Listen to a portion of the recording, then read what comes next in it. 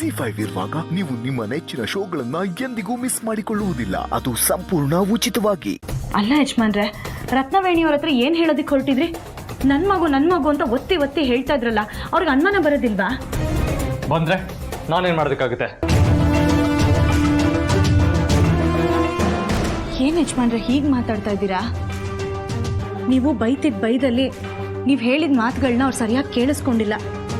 ಒಂದ್ ವೇಳೆ ಅವ್ರು ಕೇಳಿಸ್ಕೊಂಡಿದ್ದಿದ್ರೆ ಮನೆಯವ್ರನ್ನೆಲ್ಲ ಕರೆದು ಹೇಳಿರ್ತಿದ್ರು. ಅವಾಗ ಏನ್ ಮಾಡ್ತಿದ್ರಿ? ಏನ್ ಮಾಡ್ತಿದ್ದೆ ನನಗೆ ಗೊತ್ತಿಲ್ಲ ಪಾರು. ಆದ್ರೆ ಎಲ್ಲ ಟೈಮಲ್ಲೂ ನನಗೆ ತಾಳ್ಮೆಯಿಂದ ಇರೋದಕ್ಕಾಗಲ್ಲ. ನನಗೆ ನನ್ನ ಮಗಳ ಸೇಫ್ಟಿ ಮುಖ್ಯ. ಅವಳಿಗೊಂದು ಸ್ವಲ್ಪ ಹೆಚ್ಚು ಕಮ್ಮಿ ಆದ್ರೂ ನನಗೆ ತಡ್ಕೊಳ್ಳೋದಕ್ಕಾಗಲ್ಲ. ನಿಜ ಯಜಮಾನ್ರೆ, ನನಗೂ ಅರ್ಥ ಆಗುತ್ತೆ. ನಾನು ಅದನ್ನ ಒಪ್ಕೋತೀನಿ. ಹಾಗಂತ ಪುಟಾಣಿ ನಮ್ಮ ಮಗಳು ಅನ್ನೋ ಸತ್ಯನ ನಾವು ಹೇಳೋದಕ್ಕಾಗತ್ತಾ ಹೇಳಿ? ಹೌದು ಕಣಪ್ಪ ಆದಿ. ಆಮೇಲೆ ರತ್ನವೇಣಿ ಊರು ಕೇರಿ ಬಂದ್ ಮಾಡೋ ಥರ ಏನ್ ಬೇಕಾದ್ರೂ ಮಾಡ್ಬಿಡ್ತಾಳೆ. ಮೊದಲೇ ಆ ರತ್ನವೇಣಿಗೆ ನೀನ್ ಕಂಡ್ರೆ ಆಗಲ್ಲ. ಈಗ ನೀನ್ ಹೇಳಿರೋದನ್ನೆಲ್ಲ ಮನ್ಸಲ್ಲಿ ಇಟ್ಕೊಂಡು ಜನನಿ ಮನ್ಸನ್ನ ಕೆಡಿಸ್ಬಿಟ್ರೆ ಮತ್ತೆ ಜನನಿ ನಿಮ್ಮಿಬ್ರಿಂದ ಪುಟಾಣಿನ ದೂರ ಮಾಡ್ಬಿಡ್ತಾಳಪ್ಪ. ಇದೆಲ್ಲ ಆಗ್ಬಾರ್ದು ಅಂದ್ರೆ ಸತ್ಯನ ನಾವು ನಮ್ಮಲ್ಲೇ ಮುಚ್ಚಿಟ್ಕೋಬೇಕು ಯಜಮಾನ್ರೆ. ನಮಗ್ ಬೇರೆ ದಾರಿ ಇಲ್ಲ. ಇನ್ನು ಎಷ್ಟು ದಿನ ಹೀಗೆ ನಾಟಕ ಆಡ್ತಾ ಸುಳ್ಳು ಹೇಳ್ಕೊಂಡು ಜೀವನ ಮಾಡೋದಕ್ಕಾಗುತ್ತೆ? ತುಂಬಾ ಅತಿ ಆಯ್ತು ಅಂತ ಅನ್ನಿಸ್ತಾ ಇಲ್ವಾ?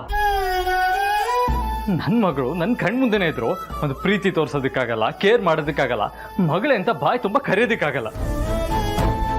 ಇದನ್ನೆಲ್ಲ ನೆನೆಸ್ಕೊಂಡ್ರೆ ಮನ್ಸಿಗೆ ಎಷ್ಟು ಸಂಕಟ ಆಗುತ್ತೆ ಗೊತ್ತಾ? ನಿನ್ನಷ್ಟು ಒಳ್ಳೆನಲ್ಲ ಪಾರು ನಾನು.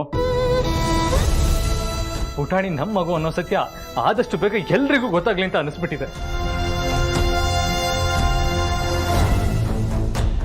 ನಿಮಗ್ ಮಾತ್ರ ಅಲ್ಲ ಯಜಮಾನ್ರೆ, ಪುಟಾಣಿನ ಹೆತ್ತಿರೋ ನನಗೂ ನಿಮ್ಗಿಂತ ಹೆಚ್ಚಾಗಿ ನೋವಾಗುತ್ತೆ.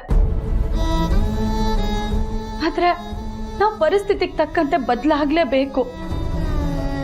ನಮ್ಮ ಮನಸ್ಥಿತಿನ ನಾವು ಬದಲಾಯಿಸ್ಕೊಳ್ಳೇಬೇಕಲ್ವ ಯಜಮಾನ್ರೆ? ಅದು ಅಲ್ಲದೆ ನಾವ್ ಇದನ್ನೆಲ್ಲ ಯಾಕೆ ಮಾಡ್ತಿದೀವಿ ಅಂತ ನಿಮಗೂ ಗೊತ್ತು ತಾನೆ? ಗೊತ್ತು ಪಾರು. ನೀನ್ ಜನನಿಗೆ ಅಷ್ಟೆಲ್ಲ ಮಾಡಿದ್ರು ಅವಳಿಗೆ ಅದ್ರ ಬಗ್ಗೆ ಸ್ವಲ್ಪನೂ ಕೃತಜ್ಞತೆ ಇಲ್ವಲ್ಲ? ಮಗು ನಂದೆ ಅನ್ನೋ ವಿಷಯ ಅವಳಿಗೆ ಗೊತ್ತಿಲ್ಲ ಅಲ್ವಾ ಯಜಮಾನ್ರೆ?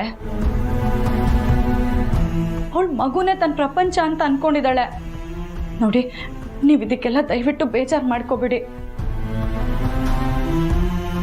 ಅಲ್ಲದೆ ಜನನಿ ಕೆಲ್ಸದ ಮೇಲೆ ಬೇರೆ ಊರಿಗೆ ಹೋಗೋವಾಗ ನಮ್ಮ ಪುಟಾಣಿ ಜವಾಬ್ದಾರಿನ ರತ್ನವೇಣಿಯವರೇ ವಹಿಸಿ ಹೋಗಿದ್ದಾಳೆ. ಅದಕ್ಕೋಸ್ಕರನೇ ಅವರು ನಮ್ಮ ಪುಟಾಣಿನ ನಮ್ಮ ಹತ್ರ ಸೇರೋದಕ್ಕೆ ಬಿಡ್ತಾ ಇಲ್ಲ. ಇದಕ್ಕೆಲ್ಲ ನೀವು ಬೇಜಾರು ಮಾಡ್ಕೋಬೇಡಿ ಯಜಮಾನ್ರೆ. ದಯವಿಟ್ಟು ಇದನ್ನೆಲ್ಲ ನನಗೋಸ್ಕರ ಸಹಿಸ್ಕೊಳ್ಳಿ ಯಜಮಾನ್ರೆ.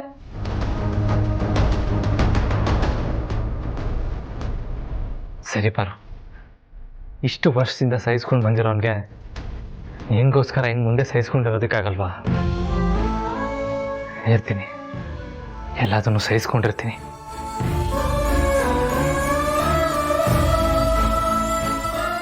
ನಿಮ್ಮಿಬ್ಬರ ಥರ ಗಂಡ ಹೆಂಡ್ತಿನ ನಾನು ಇಲ್ಲಿವರೆಗೂ ನೋಡಿಲ್ಲ.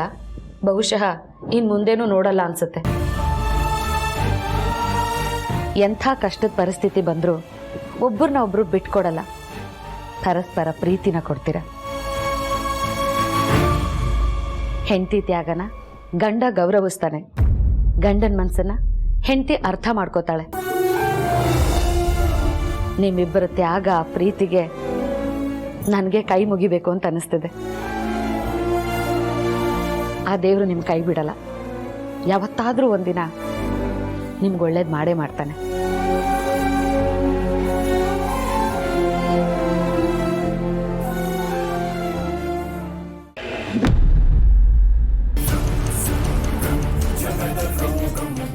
ಇದೇ ಕೊನೆ.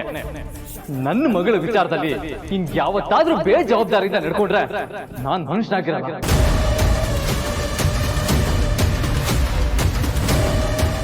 ಇದಕ್ಕೂ ಮುಂಚೆನೂ ಅವನ ಬಾಯಿಂದ ನನ್ನ ಮಗು ಮುದ್ದು ಬಂಗಾರಿ ಕಂದ ಅಂತ ಅತಿಯಾದ ಪ್ರೀತಿ ತೋರಿಸಿದ್ದಾನೆ. ಆದರೆ ಅದೆಲ್ಲ ಅವನಿಗೆ ಮಗು ಇಲ್ವಲ್ಲ ಅನ್ನೋ ಕಾರಣಕ್ಕಾಗಿ ಮಾಡ್ತಿದ್ದಾನೆ ಅಂತ ನಾನು ಅಂದ್ಕೊಂಡಿದ್ದೆ. ಆದರೆ ಇವತ್ತು ಅವನ ಕೋಪದಲ್ಲಿ ಕೂಗಾಡ್ತಾ ಅದು ನನ್ನ ಮಗಳು ಅಂತ ಒತ್ತಿ ಹೇಳ್ದ. ಅಂದರೆ ಆ ಮಗು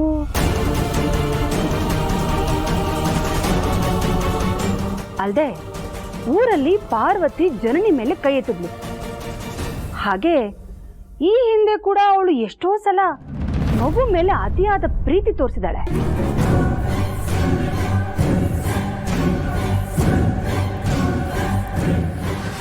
ಎಲ್ಲೋ ಏನೋ ರಹಸ್ಯ ಇರಬೇಕು ಅಂತ ಅನಿಸ್ತಾ ಇದೆ. ಅಂದ್ರೆ ಆ ಮಗು ಜನನಿದಲ್ವಾ, ಆದಿತ್ಯ ಪಾರ್ವತಿದ?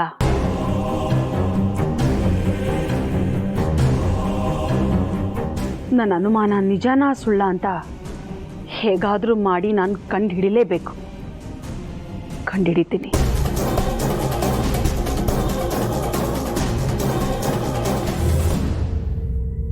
ಪಾರ್ವತಿ, ಇವತ್ತು ನೀನೇ ಮಗುಗೆ ರೆಡಿ ಮಾಡಿಸಿ ಸ್ಕೂಲಿಗೆ ಕಳಿಸ್ತೀಯಾ?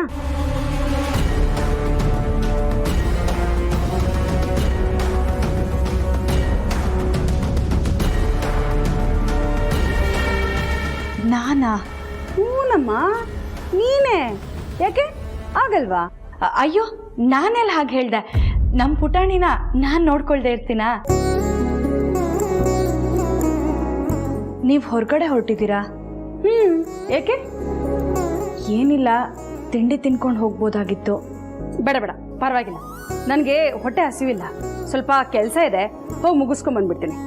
ಅಯ್ಯೋ ಮೇಡಮ್, ನಾನೇ ಕಾರಲ್ಲಿ ಬಿಡ್ತೀನಿ. ಯಾಕೆ ಒಬ್ಬರೇ ಹೋಗ್ತೀರಿ? ಡ್ರೈವರ್ಸ್ ಯಾರು ಬಂದೇ ಇಲ್ಲ, ನಾನೇ ಬರ್ತೀನಿ, ನಡೀರಿ. ಓ, ಈ ಅಪ್ಪನ್ನ ಕರ್ಕೊಂಡು ಹೋದ್ರೆ ನಾನು ಹೋಗೋ ಕೆಲಸನೂ ಆಗಲ್ಲ, ಇವನಿಗೂ ಅನುಮಾನ ಬರುತ್ತೆ. ಈಗ ನಾನೇನಪ್ಪ ಮಾಡಲಿ? ನೀನು ಬರೋದೇನು ಬೇಡ ಹನುಮಂತು. ಈ ಊರಲ್ಲಿ ಆಟೋಗಳಿಗೇನು ಬರಾನ, ನಾನೇ ಹೋಗ್ಬಿಟ್ಟು ಬರ್ತೀನಿ. ನೀನು ಜೋಪಾನವಾಗಿ ಮಗುನ ಶಾಲೆಗೆ ಕರ್ಕೊಂಡು ಹೋಗಿ ಬಿಟ್ಬಿಟ್ ಬಾ, ಸರಿನಾ? ಸರಿ ಮೇಡಮ್.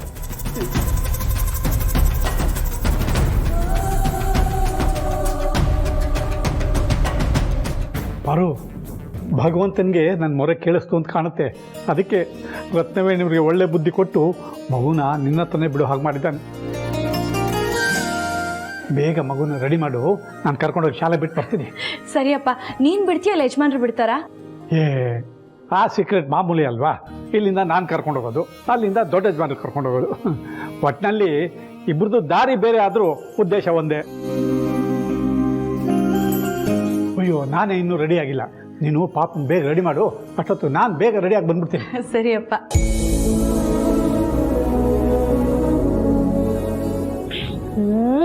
ಬಾ,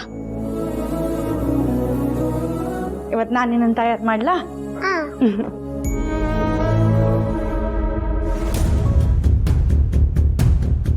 ಜನನಿಗೆ ಹೆರಿಗೆ ಮಾಡಿ ಡಾಕ್ಟರ್ನ ಹಿಡಿದ್ರೆ ಸತ್ಯ ಎಲ್ಲ ಹೊರಗೆ ಬರುತ್ತೆ.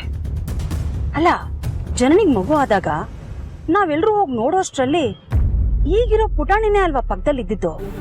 ಅಷ್ಟರಲ್ಲಿ ಪಾರ್ವತಿ ಮಗು ಸತ್ತೋಗಿತ್ತು. ಹಾಗಾದ್ರೆ ಈಗ ಮನೇಲಿರೋ ಮಗು ಪಾರ್ವತಿದಲ್ವಾ? ಮತ್ತೆ ಆ ಆದಿತ್ಯ ನೋಡಿದ್ರೆ ಯಾವಾಗ್ಲೂ ಅದು ನನ್ನ ಮಗಳು ಅಂತಿರ್ತಾನೆ.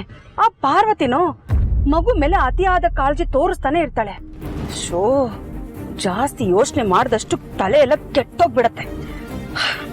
ಇದಕ್ಕೆಲ್ಲ ಆ ಡಾಕ್ಟರ್ ಉತ್ತರ ಹೇಳಬೇಕು. ZEE5 ಆಪ್ ಡೌನ್ಲೋಡ್ ಮಾಡಿ ಎಲ್ಲಾ ಸಂಚಿಕೆಗಳನ್ನು ಸಂಪೂರ್ಣ ಉಚಿತವಾಗಿ ನೋಡಿ.